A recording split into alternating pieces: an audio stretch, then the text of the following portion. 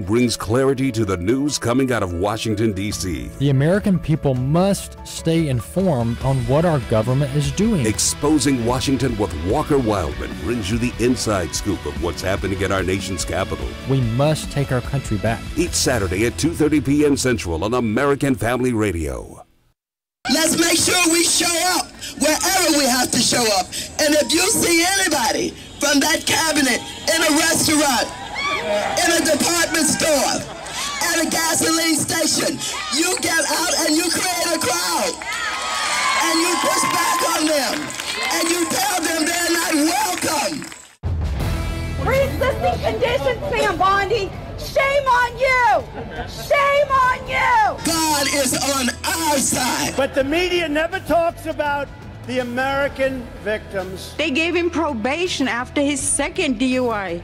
5 weeks later, he killed my child. The 12,000 or so children that are out there total, 10,000 of those are unaccompanied minors that came with no parent at all. These pictures that we're putting up from 2014 show pictures of unaccompanied minors in effect, jail situations. Thank God, our president and vice president, they rallied behind us. They were the only ones.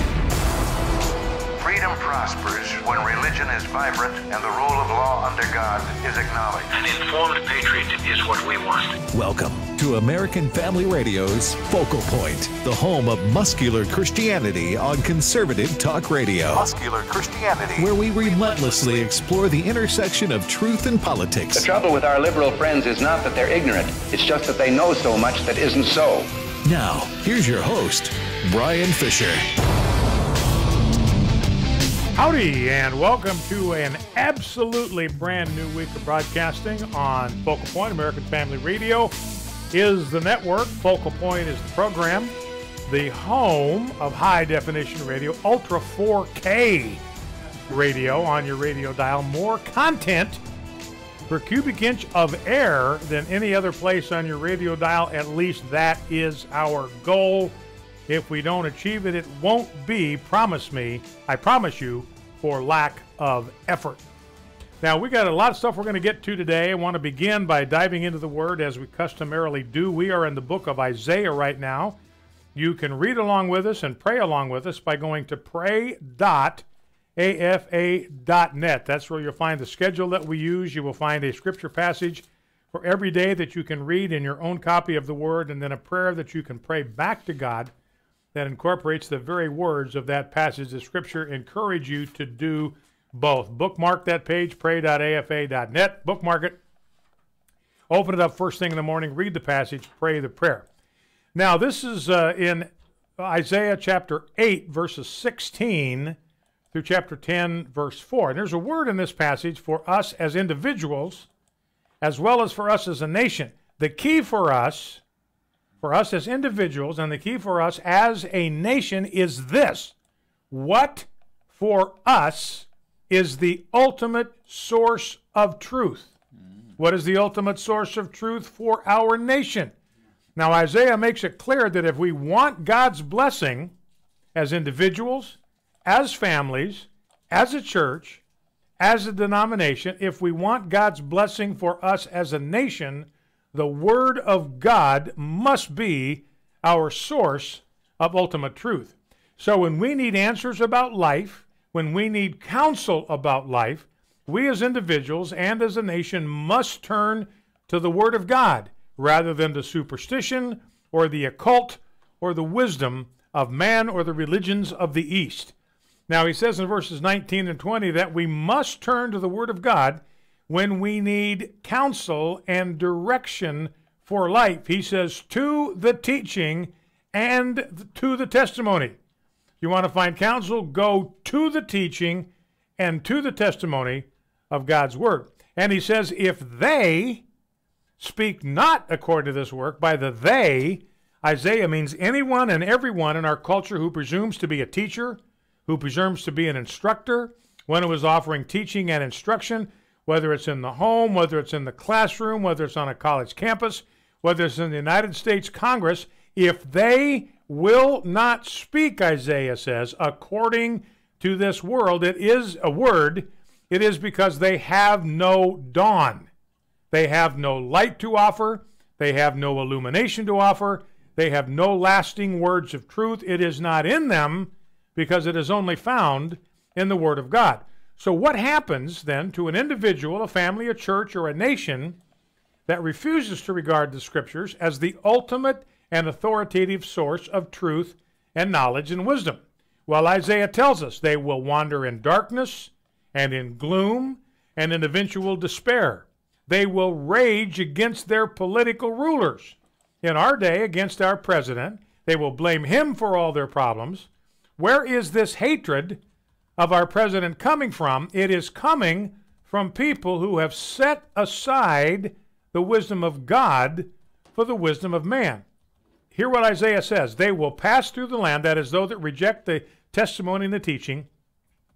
They will pass through the land, greatly distressed and hungry, and when they are hungry, they will be enraged and will speak contemptuously against their king and their God.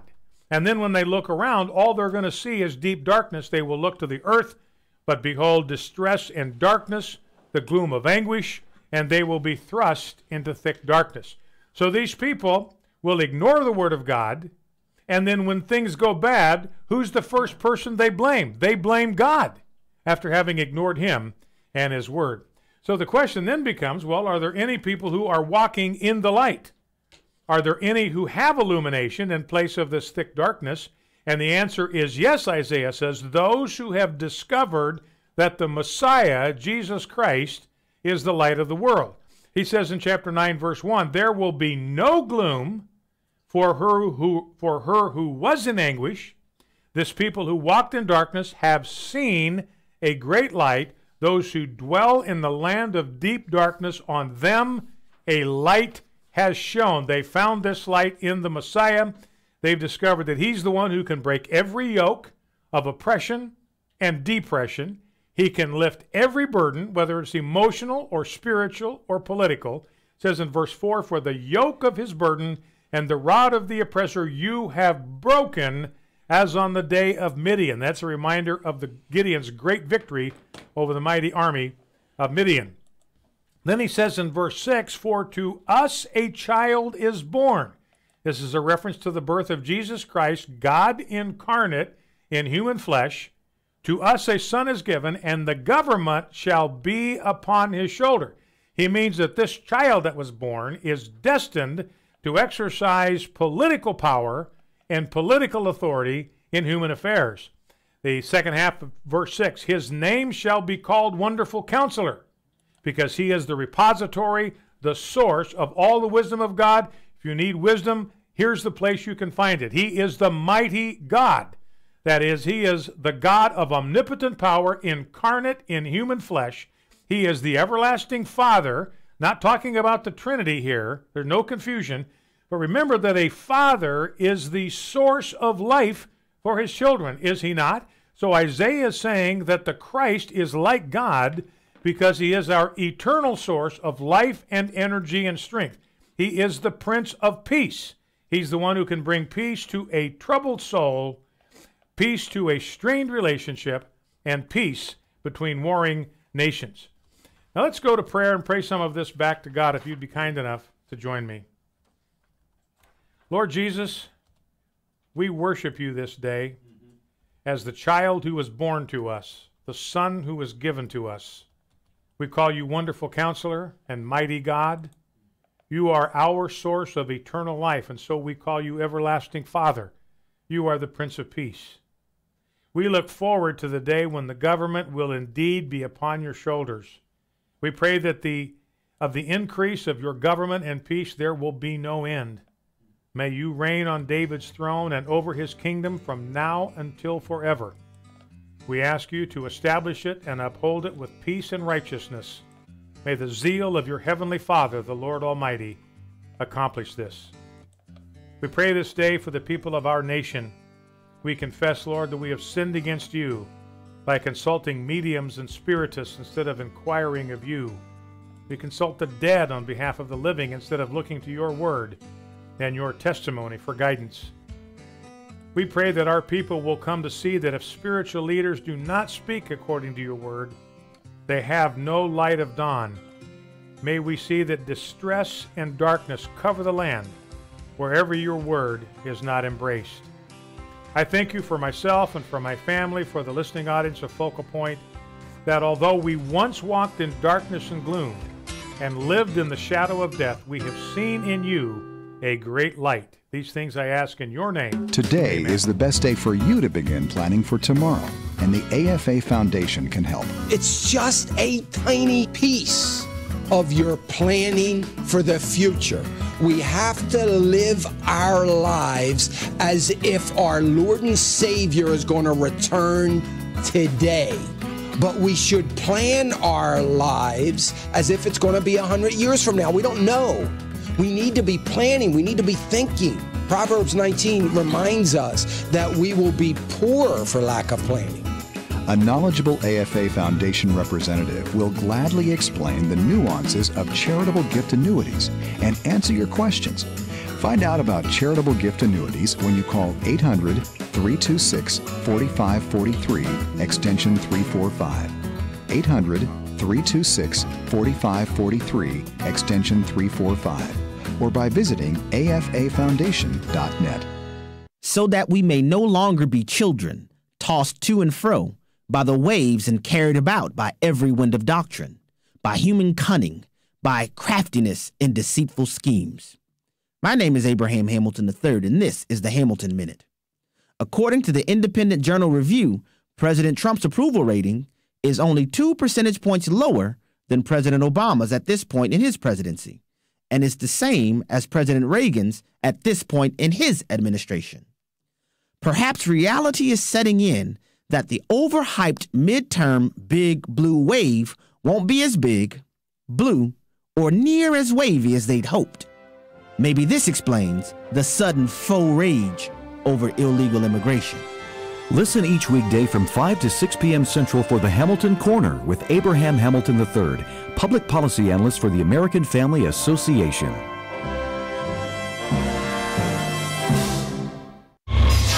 This is Focal Point with Brian Fisher on American Family Radio. Howdy, and welcome back to Focal Point, American Family Radio. Brian Fisher is my name. It's good to have you in the conversation. Tell you what we are going to do today, structure the program. I'm going to deliver content here for the solid first hour. And then in the second hour, we're going to take phone calls and sprinkle them throughout the second hour. So we'll take a phone call or two in each segment, and we'll keep moving that way through the entire second hour. So keep that in mind. We'll start taking phone calls at the top of the second hour. Now, let's see, where do I want to start this day? Let me start with some good news, some winnable war moments. You know, we followed the story very closely of the Masterpiece Cake Shop. That was Jack Phillips. Remember, he's the guy where a gay couple wanted a wedding cake, and he said, I cannot do it. It goes against my convictions as a Christian. They sued him and went all the way up to the Colorado Supreme Court. It went to the United States Supreme Court, and the United States Supreme Court shut down the Civil Rights Commission in Colorado and the Supreme Court in Colorado and said, no, you violated this guy's right to the free exercise of religion. You can't do that. Constitution promises to every Christian the right to the free exercise of religion. That's not freedom of worship, which is confined to Sunday between 11 and noon. That's what the left wants you to think, by the way. When they talk about freedom of worship, that's what they mean. You've got the right to worship God any way you want between 11 and noon on Sunday. That hour, that's your hour. The other 167 hours belongs to us, to the left, and to government. Well, the good news in Jack Phillips' case is since the Supreme Court rendered its decision, in the process of being hammered by the state of Colorado, he lost 40% of his business, and he had to lay off 6 of his 10 employees. But since the Supreme Court made its decision, he has seen 3 times more customers since the Supreme Court issued its ruling. He said this, we're eager to start designing custom wedding cakes again. When he got home, there were around 400 supporters were lined up at his cake shop to celebrate his victory. They offered cookies to the LGBT activists who came out to protest, but they weren't interested in this particular act of kindness. So anyway, 3 times up, his business 3 times up. And Philip said this, you know, he said people from the LGBT community would come by and said, yeah, they've even said they're glad that he won. And here's what he said: tolerance is a two-way street. If we want freedom for ourselves, we have to extend it to those with whom we disagree. Most people, he says, get that. But also there are a lot of people who do not. Throughout the case, Jack Phillips said, I received a lot of harassment, profanity-laced phone calls, and even some death threats. The threats got so bad at one point that my wife was afraid to set foot inside our own shop. And, you know, we've seen that over the weekend. We saw Sarah Sanders kicked out of the Red Hen restaurant in Virginia. And you know why she was booted out of there? And she politely went, because we conservatives, we're polite. We're tolerant. If you don't want us in our restaurant, then we will accept your direction to leave. We don't fight. We don't make a case. We don't make a scene. We don't threaten. We don't yell profanities. We quietly comply because we believe that private business owners have the right to decide whom they will serve. We believe that for the owners of the Red Hen restaurant, and we believe that for Christian bakers like Jack Phillips and Aaron and Melissa Klein, and Christian florists like Baron L. Stutzman. Private business, they should absolutely have the right to decide who will make up their clientele. But one of the things that the media is not given a lot of attention to in the Red Hen restaurant Sarah Sanders situation is that the reason that the restaurant owner threw Sarah Sanders out of there and her whole family is that she works for a guy who does not believe that transgenders belong in the military. President Trump, as you're aware, has signed an executive order. He's the commander-in-chief, so he can do it. Signed an executive order. We're not going to have transgenders in the military. Left has gone absolutely ballistic, and this woman says, we're not going to have you, we're not even going to serve you in our restaurant because you work for a guy who believes that transgenders should not serve in the United States military. She even took a vote of the people that work for her. They took a vote. Do we want to let Sarah Sanders eat here, or do we want to kick her to the curb? And they voted unanimously to kick her to the curb, had to leave. And so Sarah Sanders politely did. Then we've seen other things gone on this weekend that are particularly, I think they're ominous. And one of the reasons I think they're ominous is that I believe the left is at a point of such outrage and vitriol and hatred that they are starting to place innocent human lives in danger. I've said this before, I'm going to say it again. If they keep up this outrage and this senseless, mindless hate, somebody is going to get killed. You know, we had this deal with Kirsten Nielsen. She got run out of that restaurant by all these people gathered around her table shouting, shame, shame, shame. Now listen to Maxine Waters. This is clip R1.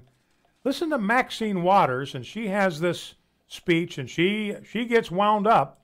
Her husband probably sends her more text messages than I get, but she gets pretty wound up, and she is trying to get her troops geared up to do to everybody in the Trump administration what they did to Sarah Sanders, what they did to Kirsten Nielsen, what they did to the Attorney General of Florida, Pam Bondi.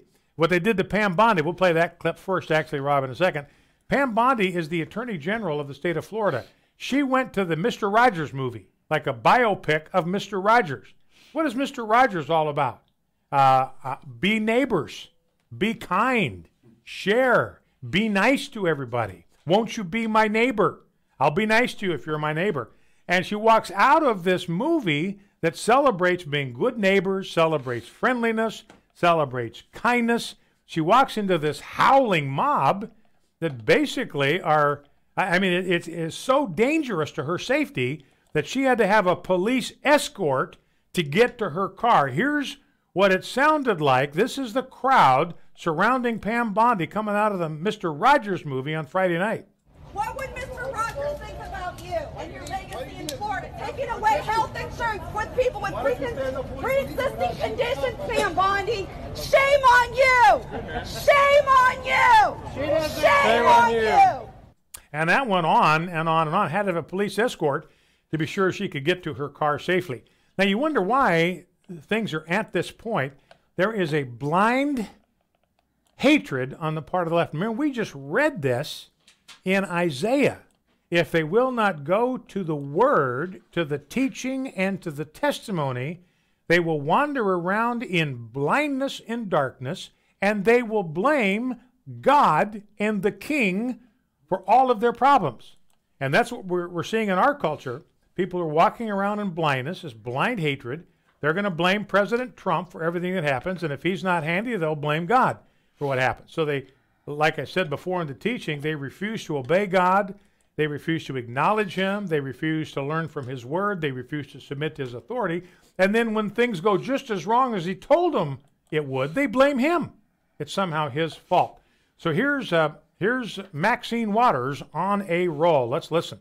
We're going to win this battle because while you try and quote the Bible, Jeff Sessions and others, you really don't know the Bible.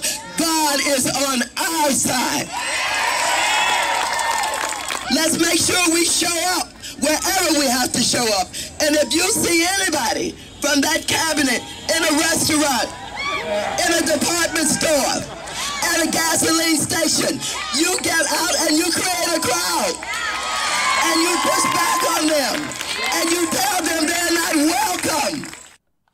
All right, so Maxine Waters wants all of her acolytes, all Democrats, all liberals, all regressives. You see anybody that serves a Republican president, you see him anywhere. You see him out to lunch, you see him in a park, you see him in a department store buying clothes for the kids. Maxine Waters wants you to get in their face and shout your silly little head off. Yeah, Brian, I'm wondering, does anybody else see the hypocrisy in a black woman that's old enough to know and experience the Jim Crow laws now calling for people to harass and refuse service to a certain group of people? Yeah, we got a whole, that's a very good point. We got a whole new set of Jim Crow laws, only it's not based on race, it's based on political orientation, not based on sexual orientation, based on political orientation.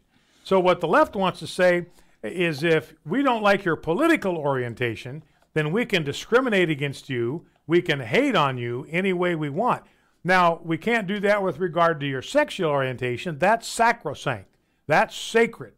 You can't touch that. You can't discriminate against anybody based on their sexual orientation, but we can sure discriminate against you based on your religious views or based on your political orientation. And as Jeff Reed, this is a brilliant point, what we have now is a whole new batch of Jim Crow laws in America being authored by a leftist like Maxine Waters.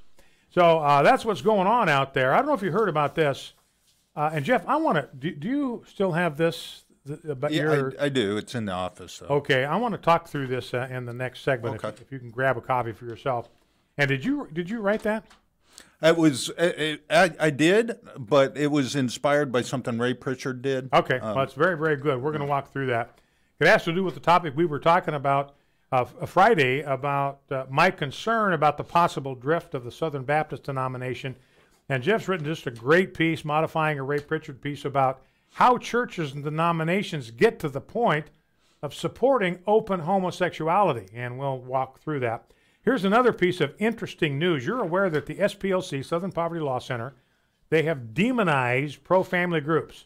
I don't know how many dozen groups now are on their list of hate groups. Originally, it was just AFA and FRC. We were the only two pro-family groups on their hate group list. They largely put me on their list, largely because of things that I had said. They've just got a whole library of supposedly hateful and hate-mongering and xenophobic and bigoted and homophobic and bigophobic, all kinds of stuff on their website. But it's just started mushrooming. And now Matt Staver at Liberty Counsel is considering a lawsuit against the SPLC for defamation. because they have defamed groups. And as we saw with FRC, Floyd Corkins went into the offices of FRC loaded for bear with loaded guns and a lot of spare ammunition. He wanted to shoot everybody in the place and wipe Chick-fil-A sandwiches on their face. How did he find FRC? He consulted the hate group map of SPLC and believed it. Focal Point, American Family Radio. We'll be right back. This is Dr. Richard Lamb, president of Southern Evangelical Seminary. Welcome to Bringing Every Thought Captive. Last time I was with you, I talked about children and immigration and the fact that we have to keep our eye on the ball. We have to put children first. They are the innocent victims here. I'm delighted that President Trump has decided to sign an executive order that means that children will not be separated from their parents while they're in detention awaiting hearings on their immigration status when they've crossed the border. Now, it's true that people who seek asylum at valid entry points are not arrested and separated, but when they try to come illegally across the border at the non-legal points, then they are arrested because they've broken the law. But the children are not responsible for breaking the law. It's the adults that bring them that are responsible for breaking the law. And so, our government policy must be to keep our eye on the ball. What is best for the children? Our government's policy must never be the separation of children from their parent or parents. If the family is to be detained, they must be detained together in humane conditions. The so-called zero-tolerance policy, if it separates children from parents, does not meet American, much less biblical standards of justice. Biblical justice, and we would hope American justice, must be tempered with mercy, especially when dealing with children who are almost always the innocent pawns in these tragic situations. Children belong with their parents. I am for building a wall and securing our border. But let us all pledge together to keep our eye on the ball. The welfare of the children, from conception onward, the primary foundation and ethos of being pro-life and being pro-family. This is Richard Land.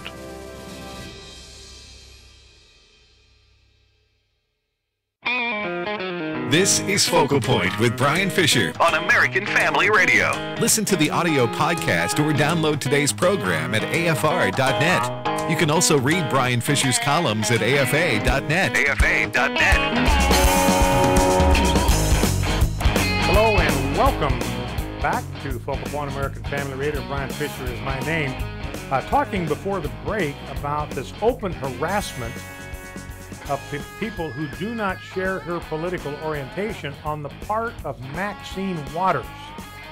She wants regressives. That's what I call them. They call themselves progressives, but they're not. They want to take us in reverse. You know, as Jeff pointed out, and I'm emphasizing the fact that Jeff said this. There we go. And there's a reason for that. It's a brilliant number one, and I didn't think of it. It's a brilliant idea. And Jeff is expendable. Now, the reason I'm making sure everybody knows, including Right Wing Watch, this is Jeff Reed, is he got me in trouble with Right Wing Watch last week. The big headline on Right Wing Watch was that Jeff Reed had said something that they found particularly obnoxious, and I only got dragged into it because I agreed with it. So well, I'm just, this is my cover. Jeff's got big, broad shoulders. I'm kind of hiding behind him now. Sorry, boss. From the fiery darts of Red Wing Watch. But at any rate, just looking at some of the stuff that's gone on, you know, Pam Bondi, this attorney general from Florida, she said that she had 3 huge guys, screaming at her and cursing at her 1 inch from her face. These are big guys. They're thugs. They're in her face. They're screaming. One of them even spit on her head. So she was verbally assaulted. She was threatened. She was physically accosted and bullied at this theater. Like I say, this keeps up this mindless hatred, which is produced by people who do not listen to the word and listen to the testimony. They wander around in darkness. They develop an outrage, and they direct their outrage at the king or the president and all the people that work with him, or at God himself. And that's what we're seeing in our day. All of this outrage and this venomous, I mean, this is dangerous stuff, ladies and gentlemen. that's being directed here at people of faith and people of principle. And yeah, we've already had Scalise been shot. Scalise was shot. I mean, could have easily could have died there. So we're at the point now where open hostility now and violence is breaking out against conservative people. Everybody in the Trump administration now was walking around. Homeland Security, all the staff of Homeland Security, they've been warned to keep an eye out everywhere they go. And Donald Trump did his Donald Trump thing, basically said, look, Maxine Waters has got the IQ of a celery stalk, and so he's firing back.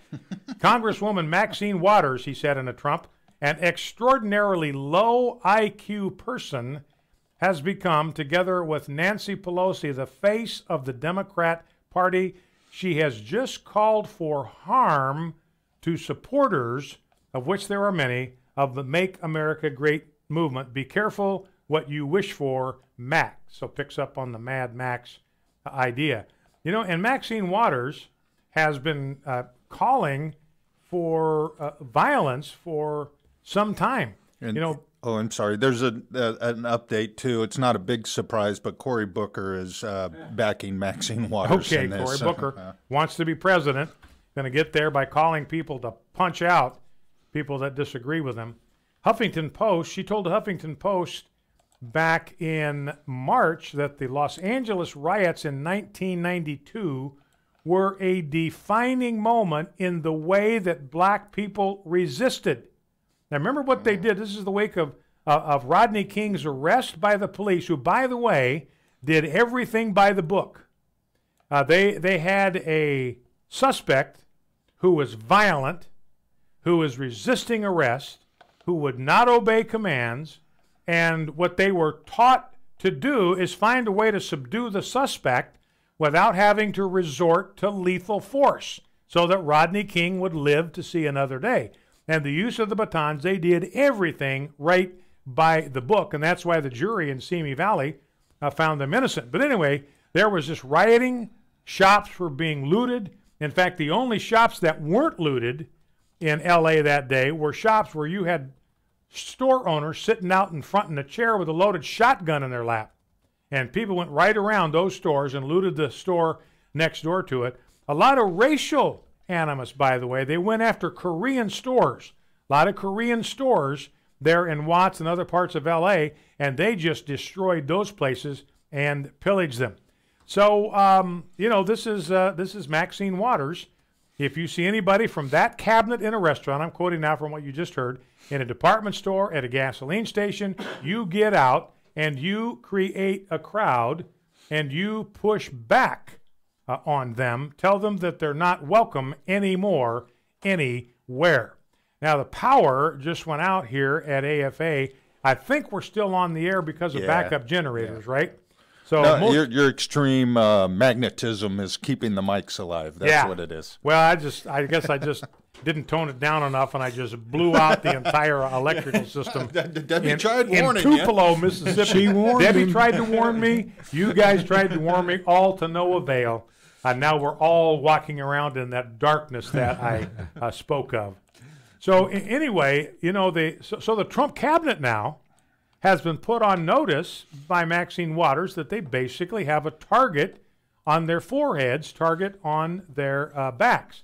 And I mentioned Homeland Security. They've been warned of increased threats amid the immigration uproar. So they've been told they got to watch their backs everywhere they go. The acting Deputy Secretary of Homeland Security warned employees that, quote, there may be a heightened threat against them. This is the way the left fights back. And again, so their rage is beginning to spill out of the bounds. I mean, it's one thing to feel very strongly about an issue and to argue for that issue with passion and with vigor. But once you invade somebody's physical space, that's a whole nother deal. That's now gone from debate into assault. And that's where the line has got to be drawn. Now, apparently, this Red Hen restaurant could be in a little bit of trouble in D.C. This is from a website called Law and Crime, run by a guy by the name of Dan Abrams. Let's see where let me get down to the bottom part of the piece where he talks about the possible trouble. David Cole, National Legal Director of the ACLU, told Law and Crime that public accommodation laws prohibit businesses that are open to the public from discriminating against people based on certain characteristics. They generally bar businesses open to the public from refusing service to individuals based on certain protected characteristics, noting that they each decide which characteristics qualify. All protect against race discrimination, most protect against sex discrimination, some protect against sexual orientation discrimination, and so forth. But what about political leanings? As it turns out, only 3 jurisdictions, 3 of them, protect against discriminatory refusals of service based on political affiliation or opinion. But one of them is Washington, D.C. The others are Seattle and the Virgin Islands. Now, the Red Hen, which is located in Virginia, but if you have some restaurants in D.C. that say, hey, we're going to imitate the Red Hen, somebody from the Trump administration walks in these doors, we're kicking them out, they would be in or they could be, they're not going to be, but they could be held. You know, 96% of the people in D.C. that voted for Donald Trump? 96%. That place is absolutely hostile to anyone who is conservative or holds conservative values. But they could be held in violation of D.C. Code Section 2-1402.31. There'll be a quiz at the end of the segment, which bars discriminatory actions against people in whole or in part due to characteristics including race, religion, nationality, sex, age, and more, including political affiliation. Violations can result in punishments, including court-ordered corrective action or monetary penalty. So, in fact, there is a Red Hen restaurant in D.C. There are a number of other restaurants called the Red Hen, and they've all gotten hit. And these people have had to go on their Facebook page and said, look, we're not that Red Hen. We don't persecute anybody here. We will serve anybody, regardless of race, creed, ethnic origin, political affiliation, religious affiliation. We will serve you. Come on in. That's not us. We didn't do that. You know, and the owner of the Red Hen, the guilty Red Hen in Virginia, she said, I would do that again in an absolute heartbeat. I got absolutely no problem doing exactly the same thing again. So, you know, and talking about discrimination of the same type that's kind of in a milder vein, all of you are familiar with Laura Ingalls Wilder, Little House on the Prairie book. Yeah. Immensely popular, especially with young girls. Made it into a long-running TV series. I don't know how long that series was on TV. It went on like forever. But the American Library Association had an award in her name.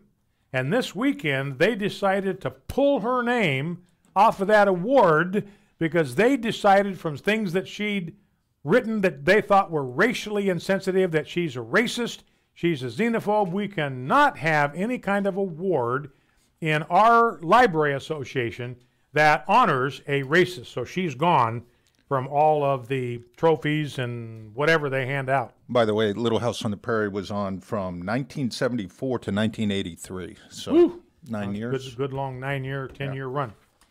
All right. Well, Jeff, I'm going to have to wait for you to get me in trouble until the next segment, but I'm going to give you that opportunity. By the way, this is an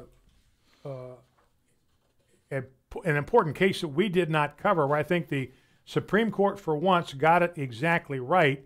They had a case before them that was whether the police can be required to get a search warrant before they track phone location data from your phone. And police were saying, no, we don't have to. And the ACLU and others said, no, you do because of the Fourth Amendment. And this is one of the few times I'm absolutely on the side of the ACLU in this case. I want to read you, and the Supreme Court's on their side. For once, the Supreme Court issued a ruling that's actually correct and in line with the Constitution. This is what Amendment 4 of the Constitution says: the right of the people. Remember, this is everybody in the United States, right, of all the citizens of the United States, just like it's the right of the people, Amendment 2, to keep and bear arms. It is the right of the people to be secure in their persons, houses, papers, and effects. That's the stuff that they own, against unreasonable searches and seizures shall not be violated. No warrant shall issue but upon probable cause.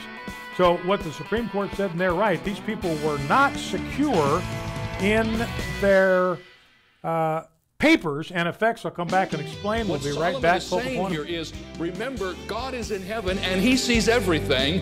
You are on earth and your vision is very limited. If you could see what God sees, you wouldn't be saying what you're saying. That's what Solomon is teaching us. Join Dr. David Jeremiah for his series Searching for Heaven on Earth, next time on Turning Point. 5:30 a.m. and 7 p.m. Central on American Family Radio. Women and men alike find themselves in despair after an abortion. Every woman who had an abortion was for a short time a mother, every man a father. But afterwards, they're all people in pain, anger, sadness, relationship problems. These often accompany an abortion. But there is hope. Call 866-482-LIFE. Your call is confidential, and you'll be talking with someone who has already been where you are and found the way out. 866-482-LIFE. Hi, I'm Will Addison. And I'm Miki. From Airing the Addisons on Urban Family Talk. We'd like to invite you to the Marriage, Family, and Life Conference coming up August 17th and 18th. The list of speakers is amazing. We have Ryan Baumberger of the Radiance Foundation, Dr. Clarence Schuler of Building Lasting Relationships, Abraham Hamilton III, Pastor Bert Harper and his wife Jan, Stacy Washington, Lonnie Poindexter, Pastor Dexter Sanders, and we'll be there too. There's a direct attack by the enemy on marriage and family, and babies in the womb are treated like political footballs instead of life. We want to encourage and equip the body of Christ to fight for the restoration of the family. If we can get our families on track, a lot of society's problems could be solved. The Marriage, Family, and Life Conference is from Urban Family Communications, a division of the American Family Association. You can learn more and register at urbanfamilytalk.com. American Family Radio. You're listening to Focal Point with Brian Fisher. Welcome back to Focal Point, American Family Radio. Brian Fisher is my name. Amendment 4, the program is Focal Point, and the network is American Family Radio. I don't know if I reminded you that I am your congenial, convivial, amiable, and effervescent host, apparently. As always. So effervescent, I blew out the power system in all of Tupelo, Mississippi. We're running off residual power. So anyway, that's where we are. But the Fourth Amendment says that people are supposed to be secure. They can't be troubled. They can't be bothered by law enforcement in their persons. That's the stuff you got on you and your physical body. The houses, your houses, and the stuff in your houses, your papers. Now, your phone records, in my mind, are basically the digital and electronic equivalent of papers. See, what they're looking for here is location data, where you've been, where you went. They had a guy they were trying to prosecute for a crime. They wanted to know everywhere they went. They didn't have a search warrant. They went and perused like 4 months of data. A guy named Timothy Carpenter, they went to his phone provider, and they pulled together 12,898 different places that he'd been over the course of 127 days. And they were using this information to prosecute him as evidence to prosecute him about where he'd been, who he'd been hanging out with. And this would be the equivalent of keeping a diary of every place you went. Some people do. I mean, in their diary, they'll tell where they went and when they went, who they had a conversation with, what time they had the conversation with. That information is yours. It belongs to you. Law enforcement does not have a right to it. They do not have a right to your phone messages. They do not have a right to your text messages. They do not have a right to your cell phone data location. And that's what the Supreme Court ruled. Again, close, 5-4, but they made the right ruling. So good one for the Supreme Court. And in that one, I'm on the same side for a change, along with the ACLU. So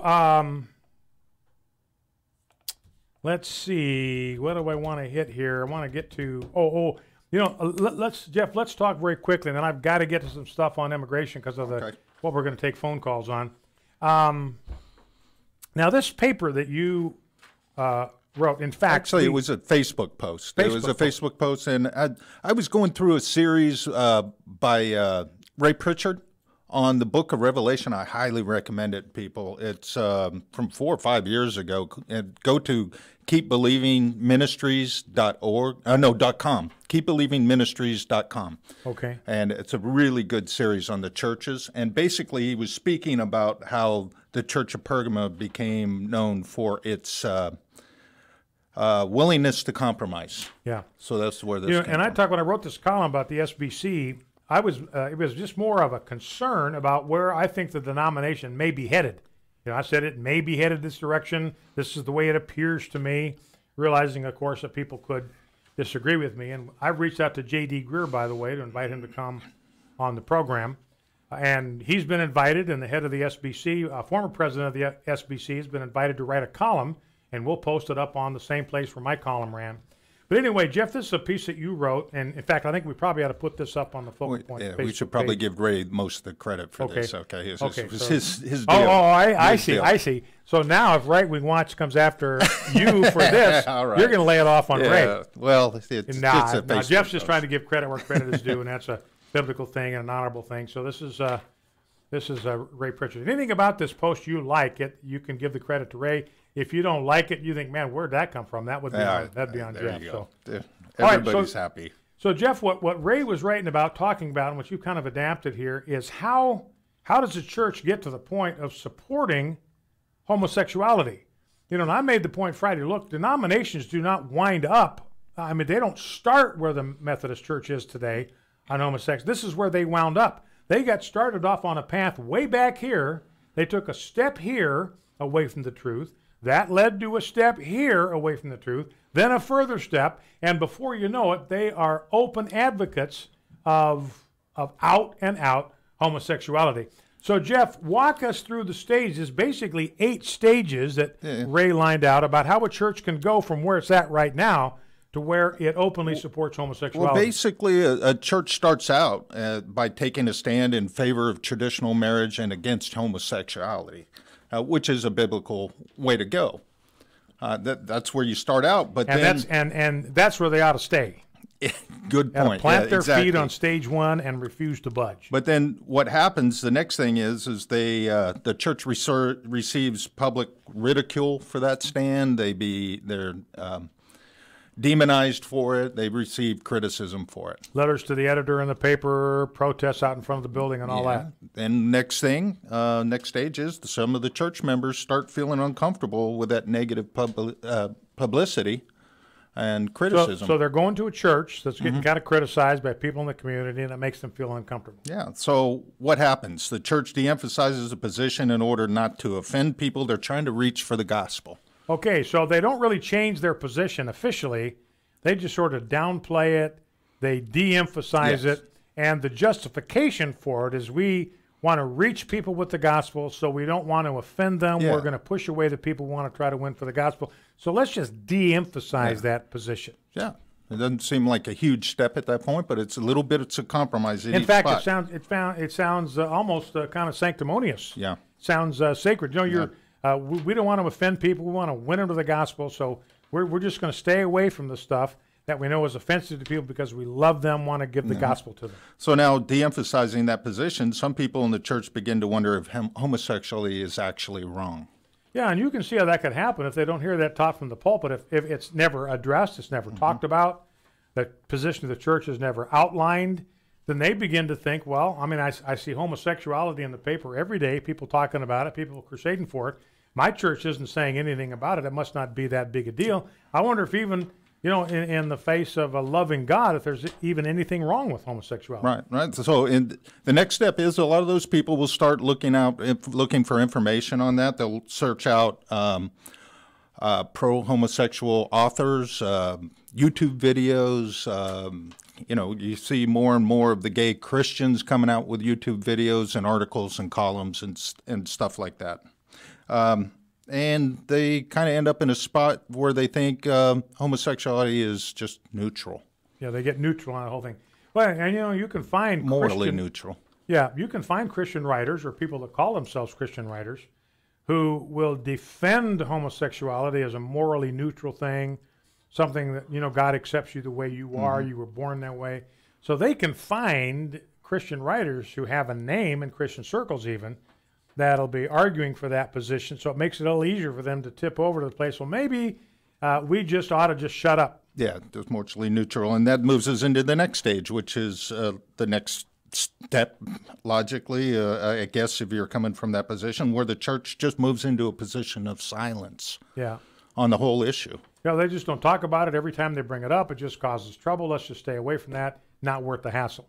And then the next thing is the church welcomes those who have a different position on homosexuality, welcomes them into the fold, and accommodates them. Becomes kind of welcoming and affirming. And I think if there is any place where my concern would be with the SBC, I would say it would be at stage 4, that the SBC might be in a position where they're de-emphasizing the position in order not to offend people. Some in the SBC, I think, like Russell Moore, they've already gone to stage 5, where they're creating an impression that there may be nothing wrong with homosexuality to begin with. So, but anyway, they haven't got to the point where they're out and out. But here's another, I thought this was kind of instructive too. If you got a modern-day church of Pergamum, they're welcoming open homosexuals into the church, not making an issue out of their sexual practice. So, and a lot of the people in the church, in the congregation maybe are unaware of a lot of this stuff. So what happens to them? They just keep attending, they keep giving, and they keep supporting the church and being kind of oblivious to what's happened within the organizational structure of the church. Yeah, so there's kind of an inertia. People, you know this, there's kind of an inertia. You tend, an object in motion tends to stay in motion until it's acted upon by an outside force. If you've been going to the same church for month after month after month, year after year, you're just used to going there. The inertia is something that'll just tend to keep you going there, even though you're kind of dimly aware this stuff is going on in kind of the background that I really don't like, but it's not to the point yet where it's going to affect my attending or giving practices. Right. Meanwhile, the church has kind of become schizophrenic. They're trying to appease the side of the LGBT and also appease the people within their congregation. So it's kind of a bipolar kind of position on this. And one in one way, it wants to remain faithful to the Bible. On another, it tolerates those who promote sin. Yeah, and it almost can be a deal. Here's the hazard I see, or the risk, is that you get to a position where your position that you articulate on homosexuality all depends on who you're with and what you think their reaction will be. So if you're with somebody that has a high regard for the Bible, holds it in high esteem, believes what the Bible teaches, and you know that their position on homosexuality is to accept what the Bible teaches, that it's a grievous sin that will separate a man from God for eternity unless he repents, comes to faith in Jesus, and has his sins washed as clean as snow, which can happen to anyone who repents. So if they're with that kind of person, then their position is biblical. Yes, it's a sin that'll keep a man out of the kingdom of God, and we need to keep praying for these people and try to love them into the kingdom. But we're not going to budge on our view of homosexuality. And then if they're with others that maybe they know are kind of hostile to the whole idea of the Scriptures, or they're big champions of the homosexual agenda, then they will try to be as soft as they possibly can when it comes to homosexuality in the Bible. So the people that they're with, they can try to kid themselves that they're just trying to be nice to these people, but in reality, they're just afraid of what these people will think. They don't want these people to think of them as a bigot, so they go silent. Be right back after the news.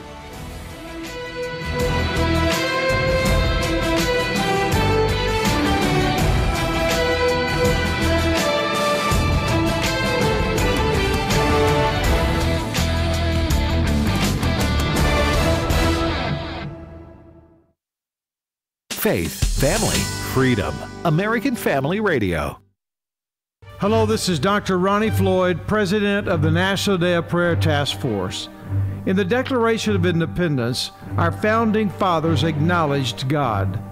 As we celebrate our nation's independence, please remember to pray for our nation and its leaders and ask God for His guidance and continued blessing.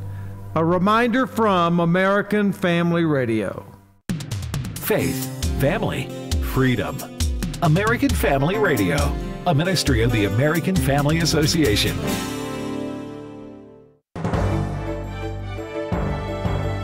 American Family News, I'm Rusty Pugh. The Supreme Court is sidestepping, for now, a case pitting religious objections against states' anti-discrimination laws. Jared Halpern has more. The Supreme Court is not ready to hear the case of a Washington state florist who refused to provide service for a same-sex marriage. For now, that case goes back to lower courts. It's a decision that comes after the Supreme Court ruled in favor of a Colorado baker who also raised religious objections to baking a cake for a same-sex wedding. In that case, the justices ruled the state's Civil Rights Commission expressed an anti-religious bias. Washington courts will now review the florist case for the same issue. In Washington, Jared Halpern, Fox News.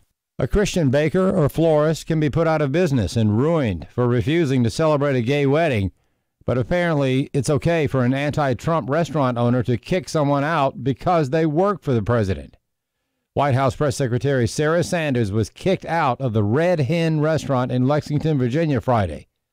Doug McElway has more on this liberal double standard. The Red Hen restaurant is closed as it is every Monday. There is a sign in the window. It says, "Love is the only force capable of transforming an enemy into a friend." It comes from Martin Luther King Jr. Some say the owner, Stephanie Wilkinson, did not follow those words when she asked White House Press Secretary Sarah Sanders to leave Friday night for no reason other than her political views. Lawyers are in a federal courtroom in North Carolina today arguing over yet another law dictating which public restrooms transgendered people must use.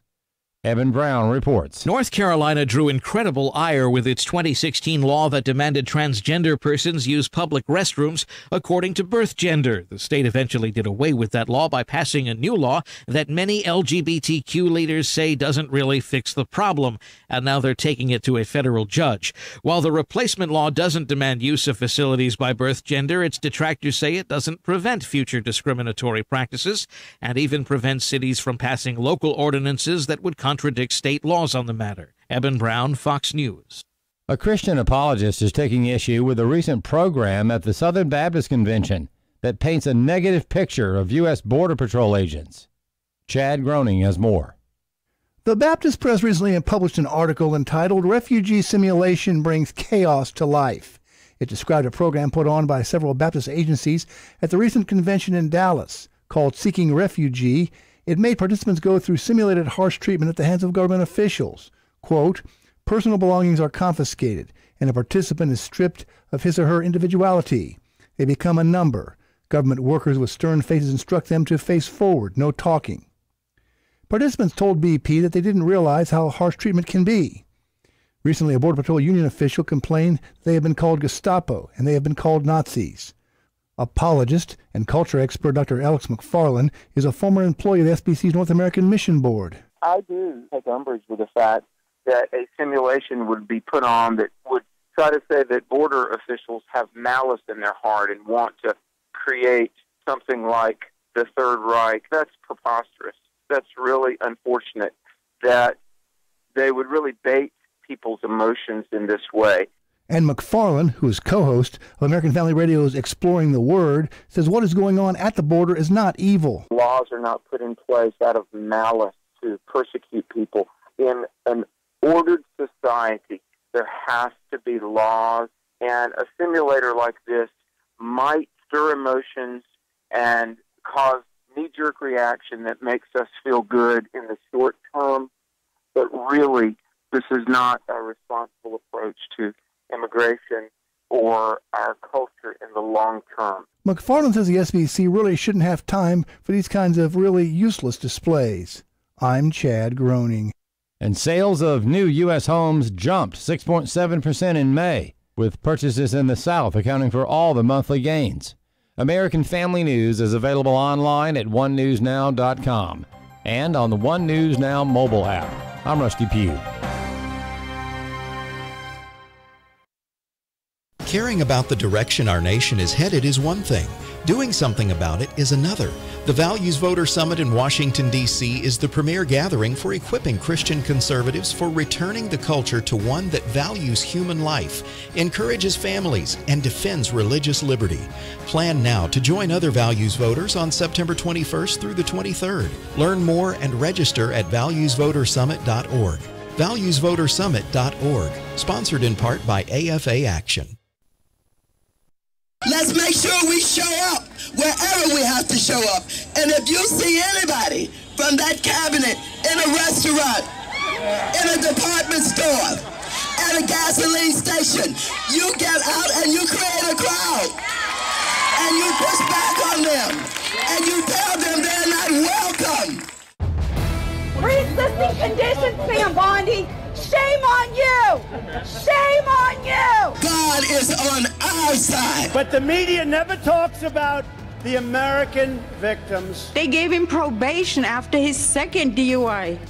5 weeks later, he killed my child. The 12,000 or so children that are out there total, 10,000 of those are unaccompanied minors that came with no parent at all. These pictures that we're putting up from 2014 show pictures of unaccompanied minors in effect, jail situations. Thank God our president and vice president, they rallied behind us. They were the only ones. Freedom prospers when religion is vibrant and the rule of law under God is acknowledged. An informed patriot is what we want. Welcome to American Family Radio's Focal Point, the home of muscular Christianity on conservative talk radio. Muscular Christianity. Where we relentlessly explore the intersection of truth and politics. The trouble with our liberal friends is not that they're ignorant. It's just that they know so much that isn't so. Now, here's your host, Brian Fisher. Howdy and welcome to the second hour of Focal Point on American Family Radio. We're going to take calls this hour, and I want to take them on two topics. Primarily the first topic, I'm going to talk here for several minutes on what's going on at the border, and specifically what I want your reaction to is Donald Trump said yesterday that what we need to do is we need to develop an immigration policy where what we do is we intercept people that are trying to cross the border. We intercept families that are trying to cross the border illegally or individuals, and we turn right around and we send them home. We don't take them to court. We don't detain them somewhere so they can appear before a judge. We send them home. They come across the border illegally. We round them up, we put them on a bus, we put them on a plane, and we send them straight back home.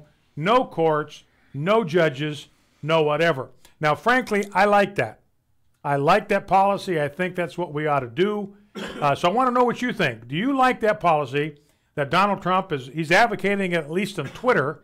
I don't know if there's a way for him to get this in legislation or just to start doing it through executive order, whatever. I'm not even talking about that. I'm talking about whether the idea is something that you like. In other words, a family, and we keep families together. We don't separate children from families. If a family comes across the border illegally, we keep them all together. We take them to the bus. We take them to the plane. We make sure they've got provisions. They've got some food until they get home. So we take care of them all that way.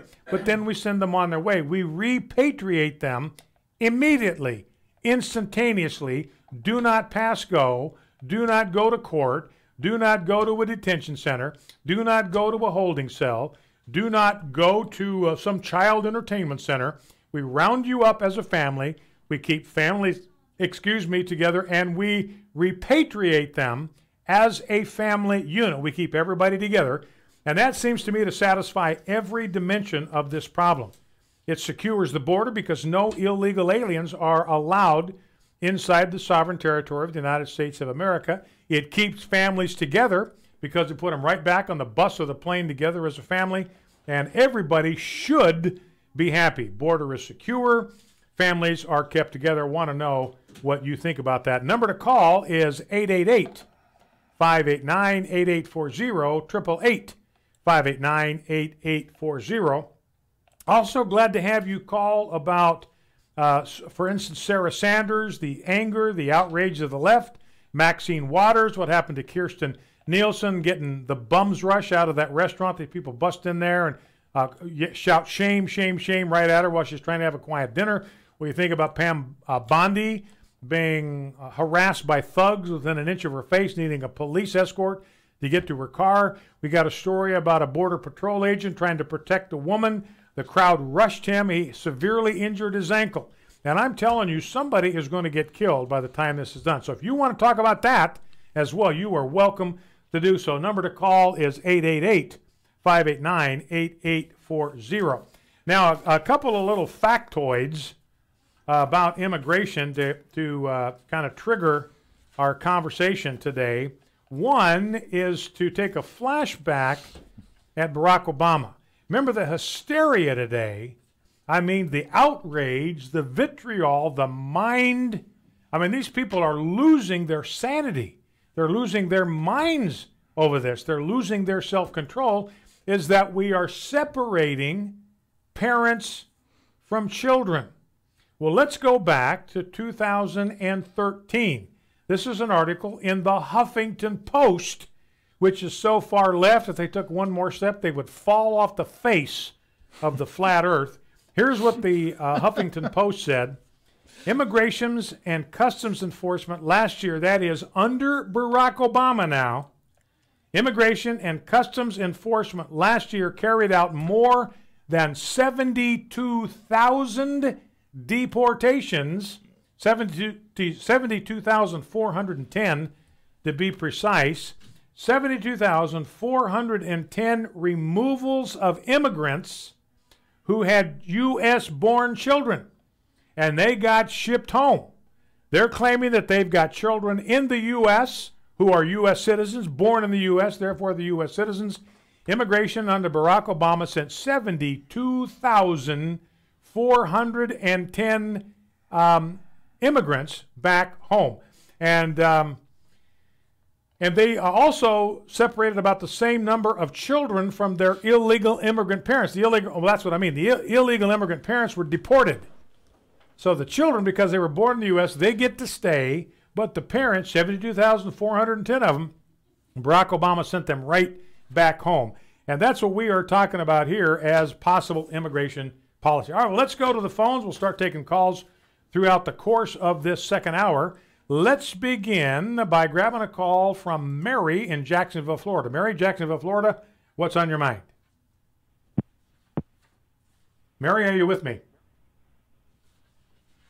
Okay, Mary, I'm very sorry. Apparently we're unable to get you. Let's try Florence in Logansport, Indiana. Florence, are you with me? I am right here. Okay, great. What's on your mind today? I praise Trump for the new turning them around and sending them back. Oh, yeah. So that sounds good to you? It sounds wonderful. All right. Another thing, you know, a lot of these immigrant children who a few years ago brought them all and put so many in each one of our states and told us we had to take care of them. Yeah, well, that was Barack Obama. Yeah, Barack Obama did that. You know, and they've got this deal, you know, and I appreciate the call, Florence. Thank you for that. Let's grab a call from Keith while we're at it in Lansing, Michigan. Keith, what's on your mind? Talk to me.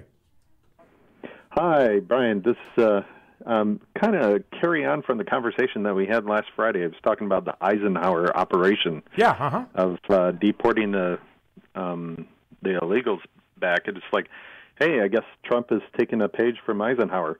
Yeah. Deporting them back using the buses. Yeah. All right. Well, there you go. All right, Keith, I appreciate that. You know, and Keith was talking about the fact that under Eisenhower, I don't remember the exact numbers, but there were huge numbers of illegal aliens that were rounded up by our immigration officials and law enforcement under Dwight Eisenhower and were sent home. I mean, it was over 1 million were rounded up. They would make raids, for instance, on agricultural facilities, farms, and places like that. They'd round up anybody in the country who was not here legally, and they would send them home. They'd just go straight home. I don't think they had a court hearing or anything of the sort. They were here illegally. They just got sent home. Now, Trump doesn't have a bill. This isn't a law. This is just what Trump wants to do. I think he's right about this. I don't know exactly what has to happen in order for the path to be cleared for him to do that. But I think that would be great immigration policy. You know what the left always tries to do is they try to just gum up the works, just to trip us up so government can't function. Remember that scene in Star Wars where they got the big Imperial Snowwalker and big threatenings, firing these big guns? So Luke Skywalker just flies his spaceship around him and loops a lot of cable around the legs so the thing trips and falls of its own weight. That was it for the Skywalker, and just brings the government to a halt. Be back. Here's Twyla Brace, president of CCHF, with today's Health Freedom Minute. In the 1700s, hospitals took all comers as a community benefit, which earned them tax-exempt status. They were charitable organizations. But today, some hospital CEOs get million-dollar salaries, and some hospitals have significantly reduced their charity care. The IRS removed the requirement that tax-exempt hospitals offer a portion of care without charge after Medicare became law. But when Congress lowered Medicare payments, hospitals began charging other patients much more. For example, one hospital charges a facility fee of $1,100 for a 2-view spine series, which could be obtained for only $38 at a private radiology center. Learn more about protecting your healthcare choices. Sign up for the CCHF Weekly e-news update at cchfreedom.org. That's cchfreedom.org.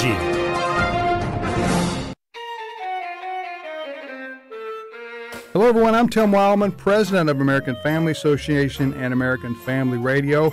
You know, we only go to the Holy Land once a year, and that's in March. Last year, we filled up several months in advance. So if you want to go in March of 2019, it's time to look at the details. You can get a brochure from us at 800-FAMILIES, 1-800-FAMILIES, option 5, and leave us your name and your telephone number, or go to twholyland.com, twholyland.com. It's going to be a wonderful time in Israel. We'll go to the Sea of Galilee, the Jordan River, the Holy City of Jerusalem, Bethlehem, Masada, the Dead Sea, and on the list goes. If you'd like to go with us in March of 2019, all the information is available at twholyland.com. Order a brochure by calling 800-FAMILIES, option 5. This is Focal Point with Brian Fisher on American Family Radio. Howdy and welcome to Focal Point American Family Radio. Brian Fisher is my name. Taking calls throughout the hour. Your reactions to Trump's proposed immigration policy, which I like. As soon as an illegal alien is apprehended at the border, you turn right around, you put them on a bus, you put them on a plane, and send them back to where they came from. You repatriate them immediately. We keep families together. There's no separation of parents from children. They're all returned intact. We believe in keeping families together.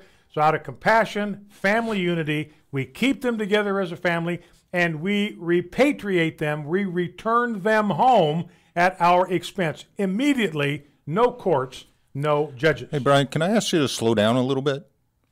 To slow down? Yeah, the power's still out, and we're not getting any fresh air in here. Your carbon footprint is off the charts about now. Yeah.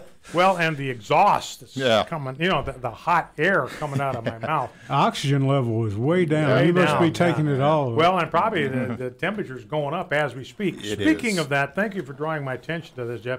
I'm completely now. Jeff just got me completely out of my plan and off my schedule and everything.